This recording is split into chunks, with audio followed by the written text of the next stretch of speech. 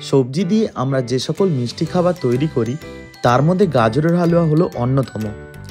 গাজরের হালুয়া ডেজার্ট হলেও এর মধ্যে রয়েছে একাধিক পুষ্টিগুণ। তাই বিয়ে, জন্মদিন ইত্যাদি থেকে শুরু করে যে কোনো অনুষ্ঠানে আমরা গাজরের হালুয়া খেয়ে থাকি। গাজরের হালুয়া বানাতে গেলে প্রথমে গাজরগুলি খোসা ছাড়িয়ে ভালোভাবে ধুয়ে নিন। এরপর কুচি করে গাজরগুলি কাটতে পারেন, তবে গ্রেট করলে গাজরের হালুয়া সবচেয়ে ভালো হয়। কড়াইতে ঘি গরম করতে দিন, তারপর গ্রেট করা গাজরগুলো দিয়ে 5 থেকে 7 মিনিট ভালোভাবে রান্না করুন। গাজরের রং ঠিক পরিবর্তন হয়ে এলে তখন দুধ দিন। আমি এখানে 1 কিলো গাজরের জন্য 1 লিটার দুধ নিয়েছি। ঢাকনা দিয়ে কিছুক্ষণ রান্না করুন। রান্না করার পর পরিমাণ মতো চিনি যোগ করে মিশ্রণটি ঘন হতে দিন।